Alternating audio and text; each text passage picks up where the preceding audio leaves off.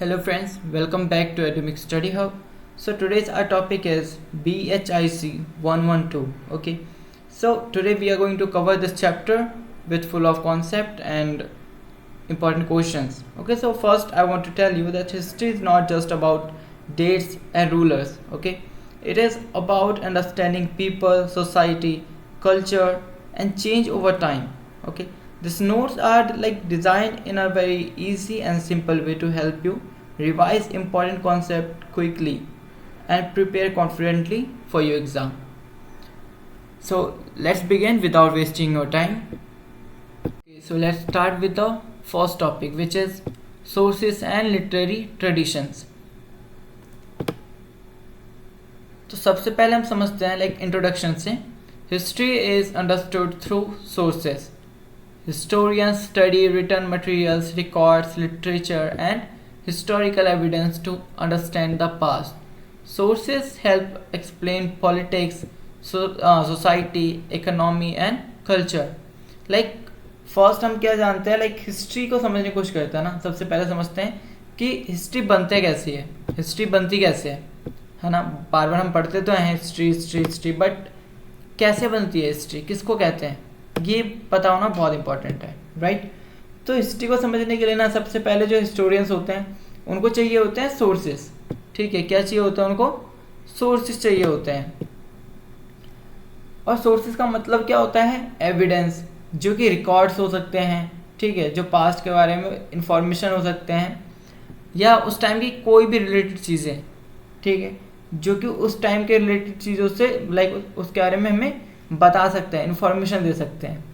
और मेनली अगर हम बात करें, सबसे पहले बात करते हैं हिस्ट्री के बारे में ना.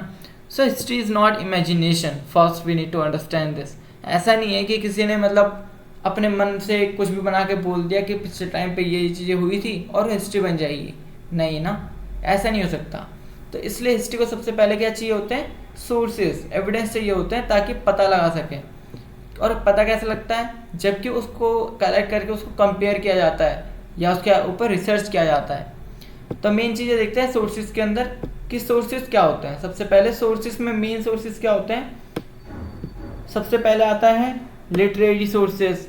ठीक है, जिसमें कि रिटन डॉक्यूमेंट्स होते हैं. बेसिकली रिटन डॉक्यूमेंट्स में उस टाइम की चीज़ें लिखी गई है या फिर कोई ड्राइंग है या कुछ भी, ये सारी चीज़ें रिटन डॉक्यूमेंट्स के अंदर आता है. ऑफिशियल सोर्सेज की अगर बात करें, ठीक है, सेकंड पॉइंट है ये, ऑफिशियल सोर्सेज की बात करें तो इसमें आता है एडमिनिस्ट्रेटिव इंफॉर्मेशन. ठीक है, मीन्स जो गवर्नमेंट रिकॉर्ड्स के अंदर है. गवर्नमेंट रिकॉर्ड्स मीन्स जो उस टाइम की जो भी गवर्नमेंट रही होगी. ठीक है, बेसिकली क्या होता था, पहले किंग का ज़्यादा वो होता था ना, लाइक राजाओं को ज़्यादा राज होता था, तो उनकी रिकॉर्ड्स में चीज़ें मिल जाती हैं. ठीक है, कि अगर उस किंग के रिकॉर्ड में ये चीज़ें हैं तो मीन्स वहाँ की परिस्थिति ऐसी रही होगी, वहाँ की सिचुएशन ऐसी रही होगी. फॉर एग्जांपल जैसे कि हम जानते हैं ना, ऐसा माना जाता है कि पिछले टाइम पर लाइक जहाँ पर ज़्यादा सोने के सिक्के मिलते हैं या फिर चांदी के सिक्कों का चलन होता है, ऐसा समझा जाता है कि वो टाइम जो था बहुत अच्छा हुआ करता होगा. ठीक है, लाइक कि फाइनेंशियली जो होंगे वो बहुत ही लाइक स्ट्रांग होंगे, इस टाइप से. एंड थर्ड सोर्सेज की बात करें तो आता है रीजनल सोर्सेज. ठीक है, जिसमें क्या आता है, लोकल एक्सपीरियंस.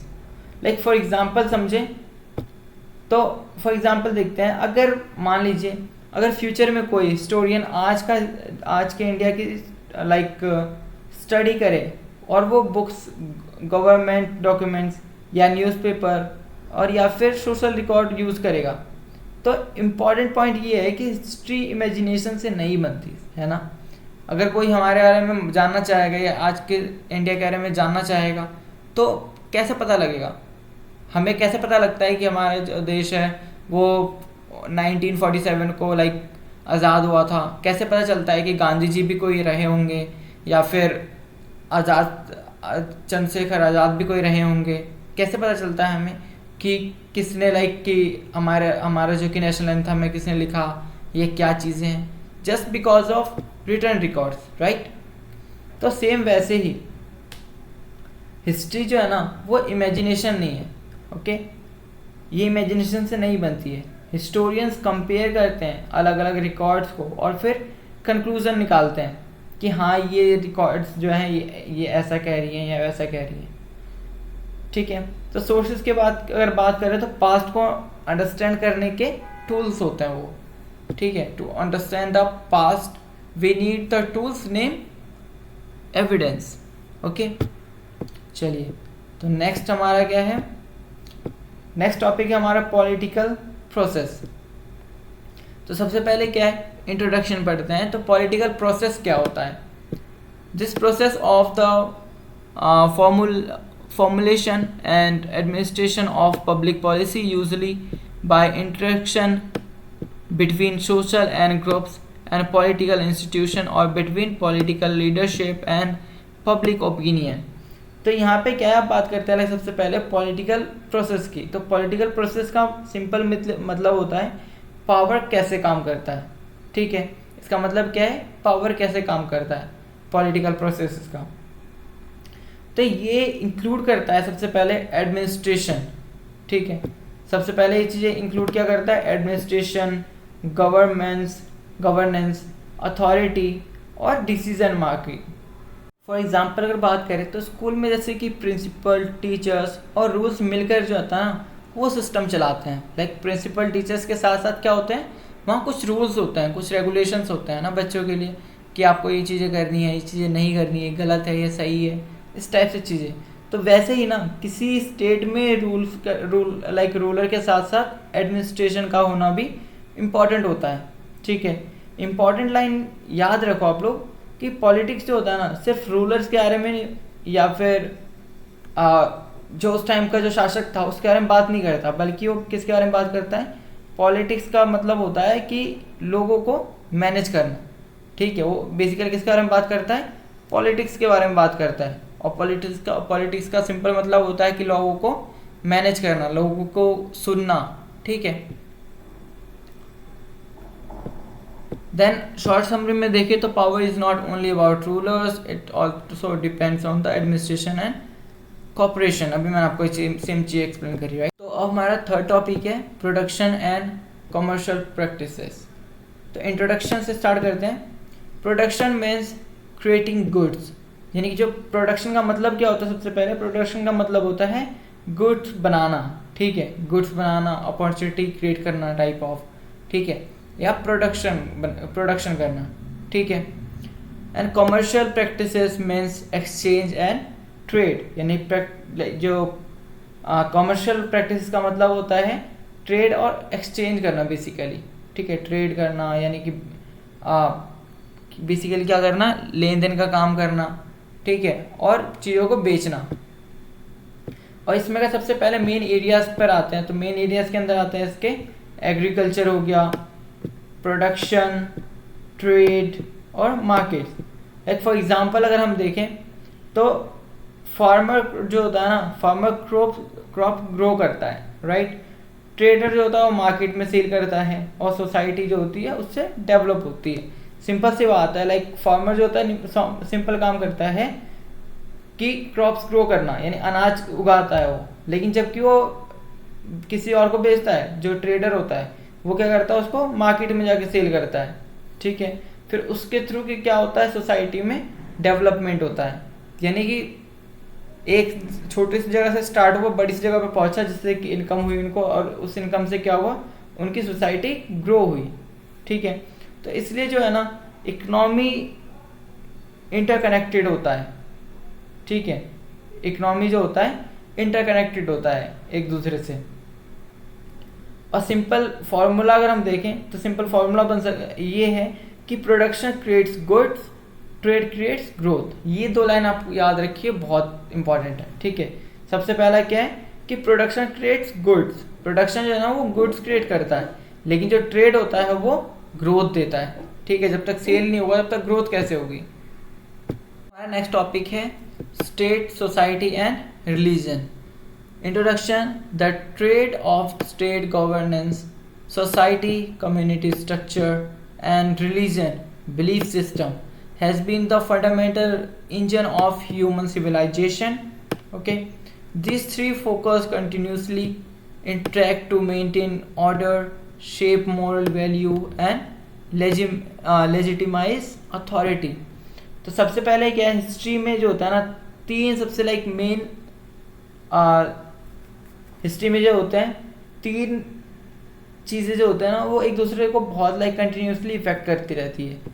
सबसे पहली चीज़ क्या है, स्टेट, ठीक है, स्टेट, गवर्नमेंट, सोसाइटी, जो सोसाइटी होती है यानी कि पीपल, और रिलीजन यानी कि belief and values. Okay, for example अगर हम देखें तो गवर्नमेंट रूल्स बनाती है, ठीक है, सोसाइटी जो होते हैं उन्हें फॉलो करती है, और जो रिलीजन होता है ना वो वैल्यू लाइक इन्फ्लुएंस करता है, राइट। जो रिलीजन होता है वो वैल्यू इन्फ्लुएंस करता है, और इन तीनों को बैलेंस जो करती है वो सिविलाइजेशन को शेप देता है। मीन्स जो इन तीनों को जो बैलेंस करके ही सिविलाइजेशन को शेप दिया जाता है। अगर वहाँ पे अच्छी गवर्नेंस है, अगर लोग उनकी सही से बात सुन रहे हैं, या फिर अगर वहाँ सही रूल्स चल रहे हैं, ठीक है, और वहाँ का जो बिलीफ सिस्टम है वो एक दूसरे के साथ इंटरकनेक्टेड है, ठीक है, अगर वो सही चीज़ों पे चल रहे हैं तो वो क्या करती, सही हो या गलत हो, वो क्या करती है, वो एक सिविलाइजेशन को शेप देता है, ठीक है, वो अच्छा है बुरा है इस टाइप से करके। तो जो सिंपल लाइन में अगर हम जाने इसको, तो रूल्स जो होते हैं सोसाइटी को इफ़ेक्ट करते हैं, और ट्रेडिशन जो होते हैं इनिशियली वो बनते हैं, ठीक है, जो ट्रेडिशंस होते हैं वो आइडेंटिटी बन जाते हैं धीरे धीरे करके। फॉर एग्जांपल जैसे कि आज के टाइम पे नॉर्मल है ना कि अगर कोई पूजा पाठ करता है तो हम उसको जानते हैं कि वो कौन है, वो ब्राह्मण है, राइट। और अगर कोई मांस काटता है या कुछ करता है तो उसको चमार या फिर कुछ ऐसे ही बोलते हैं, राइट। तो इस टाइप से करके क्या होता है कि उनका जो रिलीजन होता है सिंपली वो ही उनकी आइडेंटिटी बन जाती है धीरे करके सोसाइटी के अंदर। Now come on fifth point, visual culture. तो यहाँ विजुअल कल्चर क्या है, visual culture is an academic field of study that examines how human societies produce, consume, and interpret visual image and object. It explores how visual elements like architecture, or painting or everyday effects, like how it affects everyday human life, shape human identities, convey social meanings, and reflect power dynamics and ideologies within specific society. Like basically क्या होता है ना, visual culture जो है basically ये एक study format है, ठीक है, ये एक फील्ड ऑफ स्टडी है जिसके अकॉर्डिंग ये लाइक ये आइडिया लगाया जाता है, पता लग कर किया जा रहा है कि कैसे लोग चीज़ों को देख करके, लाइक आर्किटेक्चर को देख के या पेंटिंग को देख करके कैसे उनकी खुद की लाइफ इफेक्ट हो रही है, या फिर कैसे वो अपने डेली लाइफ को शेप दे रहे हैं, ठीक है, ऐसे इन चीज़ों के बारे में। अगर एग्जाम्पल की बात करें तो यहाँ पे पेंटिंग्स आते हैं, या आर्किटेक्चर आता है, सिंबल्स आते हैं, विजुअल इंटरप्रेशन आता है, ठीक है। तो इसमें क्या है, पेंटिंग्स में से बेसिकली क्या होता है ना, पेंटिंग और आर्किटेक्चर एक ऐसी चीज़ है जो कि कितनी भी पुरानी हो जाए, लेकिन उस टाइम की जो चीज़ें हैं ना, अगर एक बार उस पर बन गई तो वो बन गई, ठीक है, अपने अंदर वो हिस्ट्री को ना लाइक जमाए रखती है, ठीक है, कितनी पुरानी हो जाए। So painting and architecture is a like most famous iconic things, like उसके as a proof of history, ठीक है। तो पेंटिंग और आर्किटेक्चर जो है ना बेस्ट नए नमूना है, या फिर कह सकते हो सबूत है, ठीक है, किस चीज़ का, हिस्ट्री का। तो बेसिकली यहाँ पे ये सेम चीज़ लिखी हुई है, ठीक है। Visual culture is an study of how image, media and every object shapes how we see ourselves and our society. It looks past high art to explore how things like advertising, movies and social media teach us what considered normal, beautiful or powerful in our daily lives. तो basically यहाँ पे example दिए हुए हैं। First क्या, advertisement हो गया, या मूवीज़ हो गया, सोसाइटीज़ हो गई, और सोशल मीडिया हो गया, सॉरी। तो यहाँ पे क्या है, फॉर एग्जांपल देखें तो इसका मतलब क्या है। फर्स्ट एडवर्टाइजमेंट में देखें तो उससे पहले लिखा हुआ है, picture often reveal details that text can not, यानी टेक्स्ट जो है ना, कई बार अगर मान लो कि एडवर्टाइजमेंट की बात करते हैं, कोई भी किसी का ऐड आता है टीवी पे, तो आपने देखा होगा कि विदाउट इमेज या फिर विदाउट वीडियो ना कोई ऐड जल्दी दिखता ही नहीं है ना। चाहे कितनी भी चीज़ें लिखने के लिए होती हैं उनके पास, बट वो लिखने की जगह दिखाने पे ज़्यादा विश्वास रखते हैं, राइट। फॉर एग्जांपल अगर देखें तो कोई क्रीम का ऐड आता है, तो वो क्या करते हैं, क्रीम का फ़ायदा दिखाते ही हैं, साथ साथ क्या होता है कि वो जो भी मॉडल होता है या होती है उसका स्किन दिखाते हैं, स्किन कलर दिखाता है कैसे वो टाइनिंग उनकी गायब हो गई, ठीक है। तो उससे क्या वो करते हैं, लोगों को क्या इन्फ्लुएंस करना चाहते हैं कि अगर आप ये चीज़ें करोगे तो आप भी ऐसे हो सकते हो, ठीक है। वो एक स्टैंडर्ड ऑफ ब्यूटी सेट कर देते हैं, राइट। मूवीज़ की बात करें तो मूवीज़ में बेसिकली क्या होता है, एक हीरो होता है, एक विलन होता है। कई बार देखोगे तो देखते देखते होता है इमोशनल मूवीज़ पे हमें रोना आ जाता है या फिर आंखों से आंसू आने लग जाता है। सेम वहीं पे कोई फ़नी मूवी देख के हंसी आती है। तो ये चीज़ें ना हमारी डेली लाइफ को कैसे इफ़ेक्ट करती है, ये इन चीज़ों की बात चल रही है। सोशल मीडिया की बात करें तो फिल्टर्ड सेल्फीज़ होते हैं, ठीक है। ट्रैवल पोस्ट डालते हैं प्लेटफॉर्म लाइक कि इंस्टाग्राम हो गया, इन सब चीज़ों पे, सोशल मीडियाज़ पे, फॉर सक्सेसफुल लाइफस्टाइल, ठीक है। यानी कि हम एक चीज़ ये शो ऑफ कर रहे होते हैं उस टाइम पर कि यार मैं कितना मतलब कि इंजॉय कर रहा हूँ, ये चीज़ चल रही है, ओके। तो बेसिकली क्या है ना कि विजुअल, जो कि आपका टॉपिक था, विजुअल कल्चर का मतलब ये है कि ये चीज़ आपकी लाइफ को कैसे इफ़ेक्ट कर रही है, ये आपको यहाँ पे बेसिकली बताना है, ठीक है। विजुअल कल्चर क्या है बारे में आप एक्सप्लेन कर सकते हैं। अब आते हैं अपने नेक्स्ट टॉपिक पे जो कि है society and culture. So introduction देखते हैं सबसे पहले। लाइक इंट्रोडक्शन में सोसाइटी होती क्या है, बेसिकली सोसाइटी क्या होता है ना, what is society, first will see society. So society is a large group of people who live together and follow shared law and norms and systems। तो society basically क्या है, ग्रुप ऑफ पीपल जो कि एक साथ रहते हैं, ठीक है। यानी कि सोसाइटी में बहुत सारे लोग हैं और वो सभी एक साथ उस सोसाइटी में रहते हैं। और अगर कल्चर की बात करें, what is culture, so culture is the way to share of life and group of people, ठीक है। जिसमें कि लैंग्वेज आती है, ट्रेडिशंस आते हैं, ट्रेडिशंस एंड कस्टम्स, फूड हो गया, music and arts, values and beliefs, ठीक है, dressing style, celebration and festivals. तो ये क्या होता है, कल्चर होता है, ठीक है। कल्चर जो होता है शेयर किया जाता है, बांटा जाता है। और सोसाइटी क्या होता है, ग्रुप ऑफ पीपल होता है, जो कि बहुत सारे ग्रुप का एक टाइप ऑफ चैन, यहाँ पे एग्जाम्पल के लिए बनाया है ना कि बहुत सारे लोगों का एक चैन है जो मिले हुए हैं, ठीक है। How culture and society connect, अभी दोनों कनेक्ट कैसे करते हैं, तो culture shapes and at roots individual within a society provides environment where culture is produced and passed on and diversity the beauty of difference। अगर उसकी बात करें तो every society is an emptiness, okay, respect, responsibility, fairness, empathy and cooperation, ठीक है। तो society and culture explain how people lived, basically society और culture क्या एक्सप्लेन करती है कि लोग कैसे रहते थे या रहते हैं। फॉर एग्जांपल देखें तो सोशल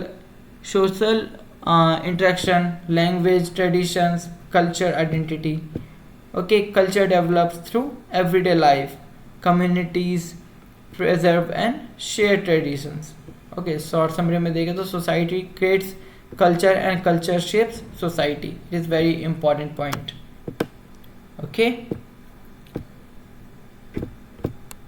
now तो इसमें क्या इंट्रोडक्शन से अगर स्टार्ट करते हैं तो इसमें basically the expansion of regional power refers to the historical shift where provincial governors, chieftains and autonomous state capitalized on the decline of Mughal Empire in the 18th century to assert regional independence and territorial dominance across the Indian subcontinent।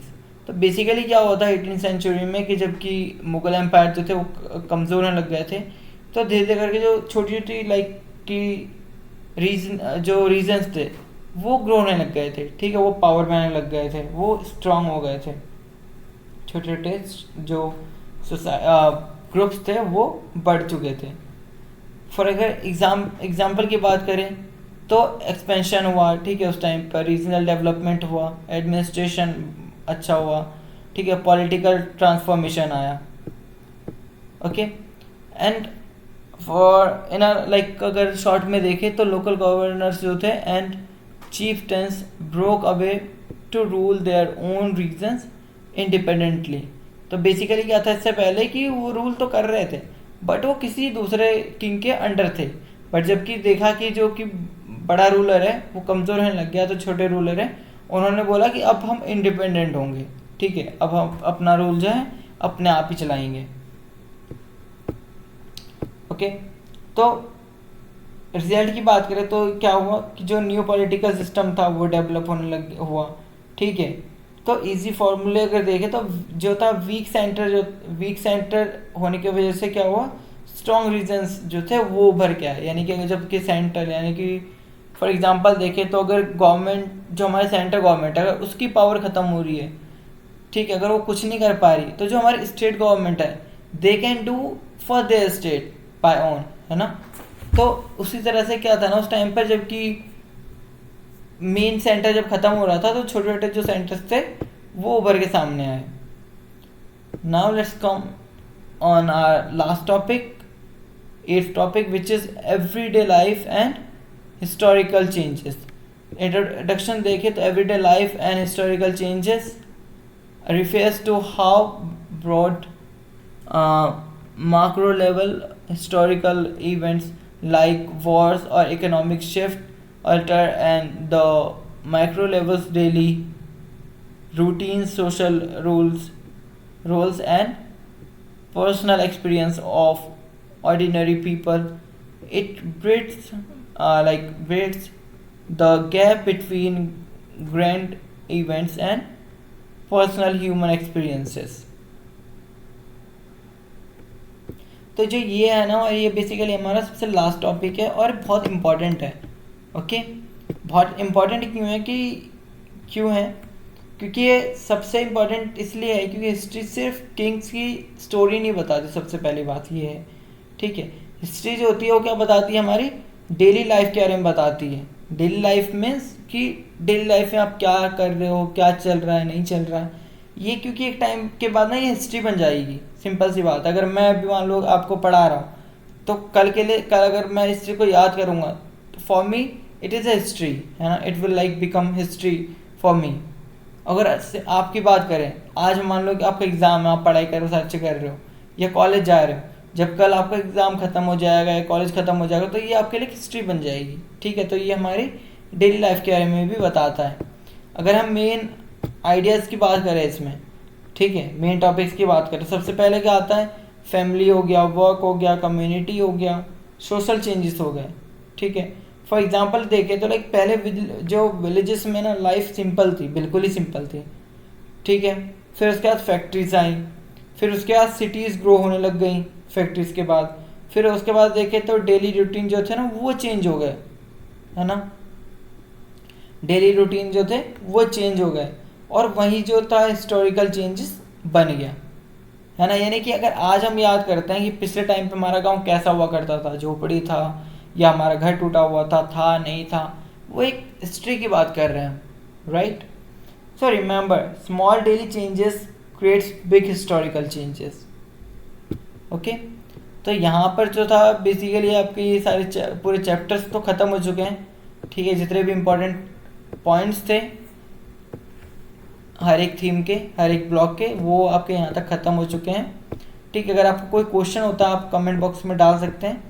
तो now let's come on the final reflection. BHIC 112 is not only about rulers, okay.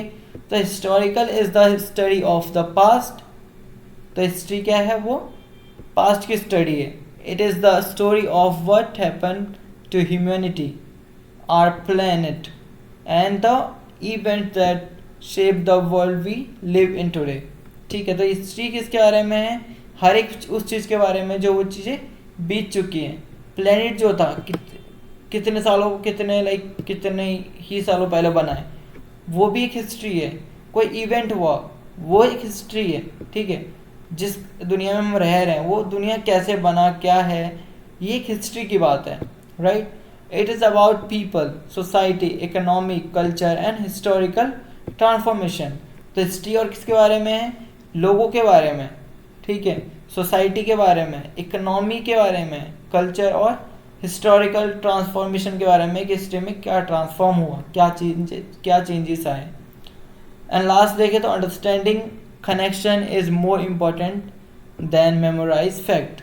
तो ये आपके लिए सबसे बहुत important है ये line, कि जो अगर आप कनेक्शन समझ जाते हो ना, तो आपको चीज़ों को मेमोराइज करने की ज़रूरत नहीं पड़ेगी। ठीक है, तो यहाँ पर आपको बेसिकली पूरा चैप्टर खत्म होता है। Okay, so now let's come on our important questions. ठीक है, ये बेसिकली क्या है, ये 10 इम्पॉर्टेंट क्वेश्चंस है जो मैंने आपके लिए कवर किया हुआ है और आपके एग्ज़ाम में बहुत हेल्पफुल होने वाला है। ठीक है, तो चलिए स्टार्ट करते हैं बिना देरी किए।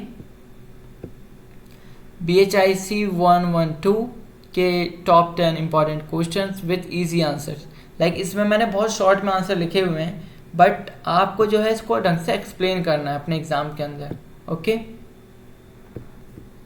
सो we have our first question is what are historical sources and why are they important. Like सबसे पहले क्या है, हिस्टोरिकल सोर्सेज क्या हैं या क्या होते हैं और वो इम्पॉर्टेंट क्यों होते हैं। तो आंसर अभी मैंने आपको ऑलरेडी पहले बता चुका हूँ मैं, हिस्ट्री क्या होता है, ठीक है, हिस्टोरिकल सोर्सेज क्या होते हैं और इम्पॉर्टेंट क्या है उसकी। फिर भी यहाँ पे आंसर लिखा है मैंने आपके लिए। Historical sources are materials that help historians understand the past. These sources include written records, literature, administrative documents, paintings, and other forms of evidence. ठीक है, तो sources are like important because story cannot be created from imagination. Okay, history क्या है, imagination से create नहीं होती है। Historians collect and compare different sources to understand how people lived, how society changed, how political system developed, and sources makes historical study more reliable and meaningful. ठीक है, अगर आपको चीज़ों का सबूत मिलता है ना, एविडेंस मिलता है, तो आपके लिए बिलीव करना और ज़्यादा ईजी पड़ता है, आसान पड़ता है। ओके, तो फर्स्ट क्वेश्चन यहाँ पे ख़त्म होता है। Then second question, explain the importance of literary traditions in writing history. ठीक है, राइटिंग हिस्ट्री के अंदर आपको बताना है क्या, लिटरेरी ट्रेडिशंस के बारे में। ठीक है, इम्पोर्टेंस बतानी है इसकी। So literary traditions reflect to written materials that preserve ideas, events, experiences. This writings helps historians understand society, culture and political development. Literary traditions are important because they provide details about people thinking, okay, and everyday life. So history important क्यों है, क्योंकि वो लोगों के everyday life के बारे में बताती है। ठीक है, हिस्टोरियन थिंकिंग बताती है लोगों की कि उस टाइम पे कैसे लोगों की थिंकिंग क्या हुआ करती थी। ठीक है, और क्या करती है, जो लिटरेरी ट्रेडिशंस होते थे, यानी लिटरेरी अगर सोर्सेज की बात करें, इंपॉर्टेंट क्यों है, क्योंकि ये आइडियाज़ को प्रिजर्व करके रखती है, बचा के रखती है, इवेंट को अच्छे से एक्सपीरियंस क्या होता है। ठीक है, लोग बहुत सारे लोग होते थे ना पहले टाइम पे, अपनी स्टोरी लिखा करते थे। ठीक है, तो अब थर्ड पॉइंट आता है, थर्ड क्वेश्चन है basically, what do political progresses explain in history. History में जो पॉलिटिकल प्रोग्रेसेस हैं वो क्या एक्सप्लेन करती हैं। सो political processes explain how power operates in society. They include governance, administration, decision making and political organizations. Okay, And political history is not only about rulers but also about system that maintain order and manage people, right? तो जो history है ना, political history की अगर normal बात करते हैं तो ये सिर्फ रूलर्स के बारे में नहीं होता. हम पॉलिटिशियंस आज के टाइम पे सिंपल समझते हैं, पॉलिटिशियंस मीन्स रूलर, यानी कि जो भी सत्ता में बैठा हुआ है. बट इसका मतलब क्या है, सिस्टम है, ठीक है, जो कि क्या करता है, ऑर्डर मेंटेन करने का जिसका काम होता है, ठीक है, जो लोगों को मैनेज करने का काम करता है. Political processes help historians to understand how authority changes and how historical transformation happened. ठीक है. Now next question is question number 4. Explain production and commercial practices. Production means creating goods. The commercial practices means exchange and trade. है ना, ये already ऊपर हम पढ़ चुके हैं. Economic life depends on agriculture and production and markets. Production creates resources, while trade connects different areas and supported economic growth. Okay. Commercial activities help societies develop stronger economic relationship and encourage development. Fifth question हमारा, why is agriculture considered the foundation of economic life. Like agriculture जो खेती बाड़ी का काम है वो क्यों economic का फाउंडेशन माना जाता है. ठीक है, तो आंसर देखते हैं. Agriculture supported food production. ठीक है, फूड प्रोडक्शन को कौन सपोर्ट करता है, एग्रीकल्चर के थ्रू एग्रीकल्चर करता है, राइट. तो अगर फूड ही नहीं होगा तो लोग कैसे, लाइक क्या खाएंगे, क्या पिएंगे, ठीक है, कैसे रहेंगे. And economic stability, most people depends on agriculture activities for survival and development. ठीक है, तो बहुत सारे लोग जो है ना, इवन अगर आप आज के टाइम पे भी गांव वगैरह जाते हो वैसे एरियाज में, तो लोग जो होता है मोस्टली वो किस पे लाइक निर्भर हैं, किस पे डिपेंड है, एग्रीकल्चर पे. ठीक है, उसी से अपने सर्वाइवल के लिए फूड इकट्ठा करते हैं, उसी से वो लाइक ट्रेड के लिए चीज़ें इकट्ठा करते हैं. Agriculture help support communities and larger economic system. तो इसलिए, और साथ ही साथ क्या होता है, एग्रीकल्चर जो होता है ना पूरे देश भर को संभाले रखता है. ठीक है, पूरे देश में अपना फूड सप्लाई करता है पूरी कंट्रीज़ में. तो ये क्या करता है, ये इकोनॉमिक सिस्टम को भी संभाले रखता है. A stable agriculture system creates opportunity for production and exchange and strengthen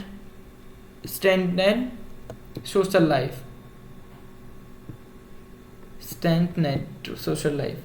okay, अब नेक्स्ट टॉपिक है, नेक्स्ट क्वेश्चन है हमारा, question number 6. Explain the relationship between state, society and religion. अभी मैंने जस्ट अभी आपको बताया ऊपर, ठीक है, क्या इनके क्या रिलेशंस हैं. So state, society and religion influence each other continuously. Okay, ये क्या करते हैं, कंटिन्यूसली एक दूसरे को इन्फ्लुएंस करते हैं. The state provides governance. जो स्टेट है वो क्या करती है, गवर्नेंस प्रोवाइड करती है. Society includes human relationship and religion shapes values and traditions. और जो कि सोसाइटी है वो क्या देती है, वो लोगों के बारे में बताती है, राइट. और रिलीजन की अगर बात करें तो रिलीजन क्या करते हैं, ट्रेडिशंस की वैल्यू बताता है, वो एक शेप देता है सोसाइटीज़ को, right. This elements together affect daily life. ठीक है, and social development, historical understanding becomes stronger when we study how these three work together. Okay, so now 7th question, what is visual culture and why is it important? Visual culture क्या है और ये ज़रूरी क्यों है. So visual culture includes painting, architecture, symbols and visual expressions. This materials helps historians to understand identity, social life and historical values.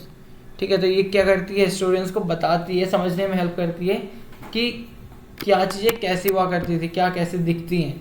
ठीक है, वरना हमें कैसे पता चलेगा कि हाँ उस टाइम के लोग कैसे दिखा करते थे, उनकी वेशभूषा क्या थी, है ना. And visual culture is important because it provides information that written records may not show.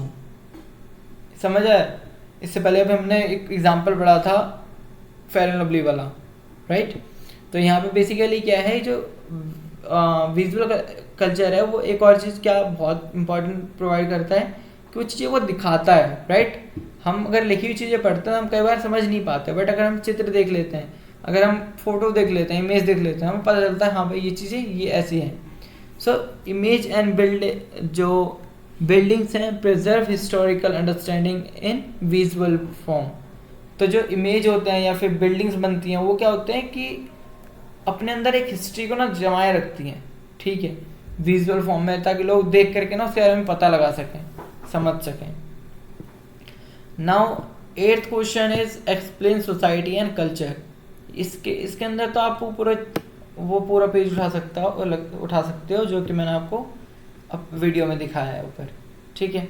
तो आंसर की बात करते हैं. Society refers to group of people living together, while culture means the way people express life through language, customs and traditions. So simply क्या है, जो society है ना, सोसाइटी किसको रिफर्स करती है, किसके बारे में बताती है, लोगों के ग्रुप के बारे में बताती है जो कि एक साथ रहते हैं, ठीक है. वहीं पे अगर दूसरी बात करें कल्चर की, तो वो क्या करती है, वो एक तरीका है जिसमें कि जो लोग होते हैं वो कि अपनी लैंग्वेज, कस्टम्स और ट्रेडिशंस के बारे में सोसाइटी कल्चर में कि इन्फ्लुएंस फैलाते हैं, ठीक है, और एक दूसरे से कनेक्ट होते हैं. Culture develops through everyday practices and communities preserve culture identity through traditions and social interaction. Question number 9 is why do regional powers become important in history? Regional power जो है वो हिस्ट्री में पावरफुल क्यों बताई जाती है, क्यों इम्पोर्टेंट बताई जाती है? So regional power become important when local areas developed stronger influence and administration political system change over time and regions began playing larger roles. So regional growth creates new social and political development and contribution to historical transformation. तो basically क्या है यहाँ पर कि सबसे पहले regional power क्यों important होती है हिस्ट्री के अंदर, बिकॉज जो उस टाइम पर है ना, पुराना रूल जानने के बाद जो नया रूल आया, ठीक है, जो नए रीजन्स जो कि उभर के आए सामने, तो वहाँ पे क्या हुआ कि अलग अलग हर एक जगह का अलग अलग ट्रेडिशन था, ठीक है, उनका पॉलिटिकल सिस्टम अलग था, सब कुछ चेंज हुआ. तो ये क्या करता है, एक ट्रांसफॉर्मेशन के बारे में बताता है ना, हिस्टोरिकल ट्रांसफॉर्मेशन के बारे में बताता है, जो कि हिस्ट्री के लिए बहुत इंपॉर्टेंट चीज़ है. Now 10th and last question is how does everyday life creates historical change. कि हमारे एवरीडे लाइफ जो है वो कैसे हिस्टोरिकल चेंजेस दिखाती है. तो आंसर पढ़ते हैं. तो history develops through daily human activities. तो हिस्ट्री क्या होती है, ह्यूमन की डेली एक्टिविटीज़ से डेवलप होती है. फैमिली लाइफ हो गई या फिर वर्क हो गया, सोशल इंटरेक्शन हो गया एंड कम्युनिटी पार्टिसिपेशन हो गया, shape society over time, small changes in everyday practices. Okay, so slowly creates larger historical changes. Historians study ordinary life because it helps explain how societies evolve. ठीक है, तो basically जो historians होते हैं ना, वो ऑर्डिनरी लोगों से ज़्यादा बात करना पसंद करते हैं या उनके बारे में ज़्यादा जानना पसंद करते हैं, क्योंकि वो उनको क्या हेल्प करता है कि सोसाइटीज़ को जानने में कि कैसे सोसाइटीज़ जो है वो इवॉल्व हुई हैं, कैसे वो विकसित हुई. ओके, अगर फाइनल रिवीजन की बात करें तो यहाँ तक बेसिकली आपके 10th क्वेश्चन जो है इंपॉर्टेंट वाले वो कवर हो चुके हैं. फाइनल रिवीजन की अगर बात करते हैं तो सबसे पहले सोर्सेज हमने पढ़े. इसमें क्या है, understanding the past. Sources important है पास्ट को अंडरस्टैंड करने के लिए. पॉलिटिक्स क्या है, मैनेजिंग पावर. ठीक है, पॉलिटिक्स का मतलब क्या है, पावर को मैनेज करना, बेसिकली लोगों को मैनेज करना, ठीक है, उनकी सलाह लेना और अच्छा एक अच्छा शासन चलाना. प्रोडक्शन की अगर बात करें सो प्रोडक्शन का मतलब क्या है? क्रिएटिंग गुड्स, चीज़ों का प्रोडक्शन करना। ट्रेड की बात करें तो उसका मतलब है इकोनॉमिक ग्रोथ, ठीक है। स्टेट की बात करें तो गवर्नेंस, सोसाइटी देखें तो ह्यूमन रिलेशनशिप, पीपल, ग्रुप्स, और कल्चर की बात करें तो वे ऑफ लाइफ, है ना। कल्चर जो होता है वो हमें एक लाइफ का वे दिखाता है, एक आइडेंटिटी बन जाता है हमारा। विजुअल कल्चर की बात करें तो हिस्टोरिकल अंडरस्टैंडिंग, रीजनल पावर में आता है पॉलिटिकल चेंजेस, ठीक है। और लास्ट वाला जो है वो है डेली लाइफ, हिस्टोरिकल ट्रांसफॉर्मेशन, ठीक है। तो यहाँ पर हमारे जो है बेसिकली सारी चीज़ें कवर हो चुकी हैं, ठीक है। अगर आपके फिर भी कोई क्वेश्चन होता है, अगर आपको लगता है कहीं पे मैं अटका हूँ या फिर कोई चीज़ मैं सही से नहीं आपको एक्सप्लेन कर पाया, तो आप कमेंट कर सकते हैं। From the next video I will surely try to improve myself and give you the right information in a right way. Okay, so for now, thank you for watching. Okay, if you like this video, do like, share and subscribe. See you in the next class.